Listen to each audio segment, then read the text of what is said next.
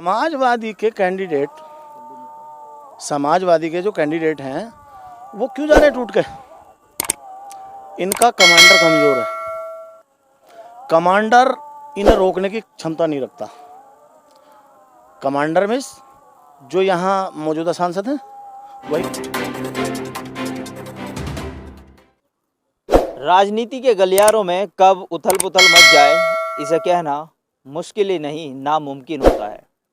कब कौन सी पार्टी में किस बात को लेकर घमासान मच जाए और कौन किस पार्टी से मेंबर निकलकर कौन सी पार्टी में शामिल हो जाए, इस पर हमेशा चर्चा बनी रहती है। हमारे साथ हैं अकरम चौधरी जो समाजवादी आंदोलन पार्टी के प्रत्याशी हैं और इनसे पहले बहुत बहुत आपका स्वागत है। धन्यवाद।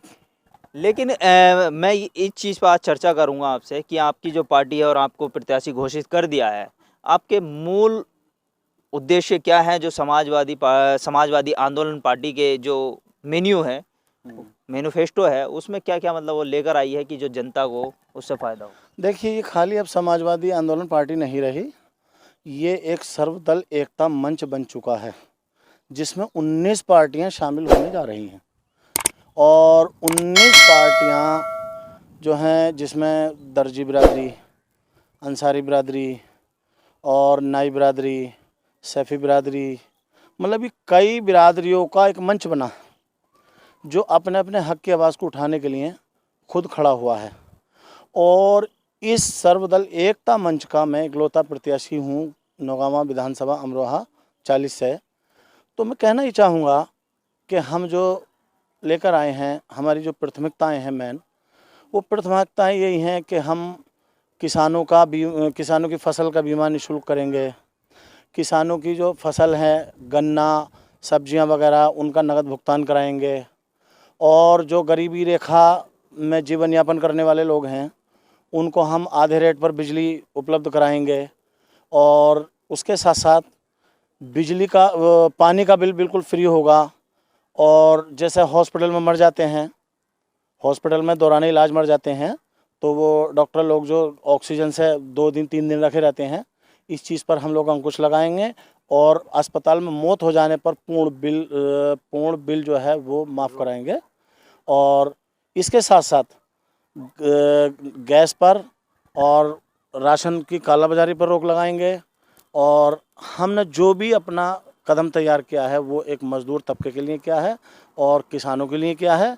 और हम इस चीज़ की लड़ाई के लिए पूरे कमर कस चुके हैं और इस चीज़ पे हमारा काम भी चल रहा है लगातार। लेकिन जिस तरीके से आपने ये बात बताई है कि इस तरीके पर काम चल रहा है, मज़दूरों की आवाज़ बनकर हर पार्टी उठना चाहती है, हर वोट इसी चीज़ पर लिया जाता है। लेकिन जीतने के बाद, संसद में पहुंचने के बाद, पार्लियामेंट में पहुंचने के बाद गरीबों की आवाज़ बिल्कुल सुनी नहीं जाती। यही तो कारण है जो हम मैदान में आए हैं। हमने 1 नहीं, 2 नहीं, 10 नहीं, 20 नहीं, कम से कम 1000 पार्टियों को हमने देखा है। आवाज़ तो कहते सब हैं लेकिन नहीं उठाता है। इसीलिए हम मैदान में आए हैं। हम उठाएंगे गरीबों की, मजदूरों की आवाज़। और हमारा सबसे पहला मुद्दा यही रहेगा और इसी मुद्दे पर हम लोग काम करना चाहते हैं और काम करेंगे।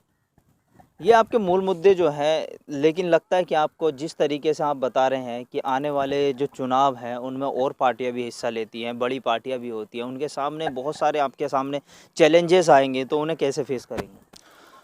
चैलेंजेस आएंगे, आने दो। चैलेंज अगर ना आए या परेशानियां ना आए तो लड़ाई का मज़ा क्या रहा भाई? जब तक मैदान में लड़ने के बाद ना जीतो तब तक लड़ाई की कीमत का पता नहीं चलता।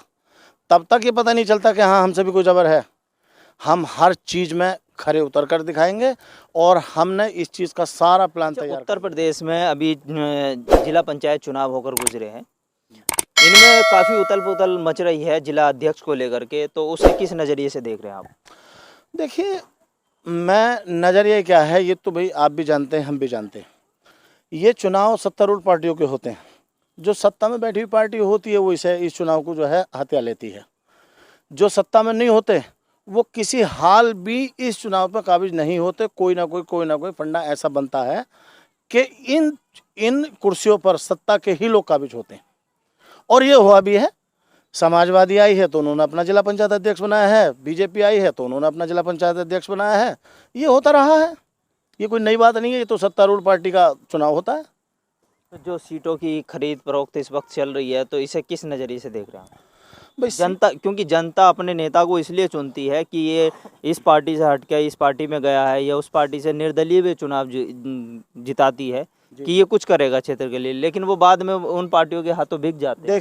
देखिए स्पष्ट बात है, बिल्कुल साफ साफ माननी पड़ेगी। और मेरी बात आप लिख लो, समाजवादी के जो कैंडिडेट हैं वो क्यों जा रहे हैं टूट के? इनका कमांडर, इसका मतलब सबसे बड़े कमजोर है वो। जब कमांडर कमजोर है तो सैनिक तो अपने आप छोड़ के भागेंगे। कमांडर कमजोर है समाजवादी का, ये सवाल बहुत बड़ा है कि और सैनिक मैदान छोड़कर भाग रहे हैं। नहीं, ये कमी जो है, देखिए ये जो समाजवादी के मेंबर मैदान छोड़ के भाग रहे हैं, ये सिर्फ और सिर्फ कमांडर कमजोर होने की बिना पे भाग रहे हैं। भाई एक बात बताओ, बचने के लिए कौन सी रणनीति, मतलब किस तरीके से बचेंगे बताओ? कम से कम उनके आगे हाथ जोड़ेंगे। जब कमांडर उनकी हिफाजत नहीं कर सकता, उन्हें किसी तरह की कोई कानूनी प्रोटेक्शन नहीं दे सकता, तो क्या करेगा आदमी बताओ? सामने झुकेगा। जब कमांडर कमजोर है, कोई उसे प्रोटेक्शन नहीं देनी है, तो इसका मतलब सबसे बड़े कमजोर डॉक्टर एसोसिएशन हुए। बचाते क्यों नहीं वो अपने इन मेंबरों को? उनसे कानून से प्रोटेक्शन क्यों नहीं दिलाते? उनके न्याय इंसाफ के लिए क्यों नहीं लड़ रहे? तो सबसे बड़े तो कमज़ोर डॉक्टर एसोसिएशन हुए, कमज़ोर खुद हैं। और जो क्या नाम है, कमज़ोर तो खुद हैं, लेकिन जो उनके सिपाही हैं उनके पर ठेकड़ा फोड़ रहे हैं वो साहब। तो ये बात सुनिए आपने कि कमांडर कमज़ोर है, सैनिक मैदान छोड़कर भागेंगे। कैमरा पर्सन मन्नान के साथ मोहम्मद साजिद, ABC वर्ल्ड हिंदी।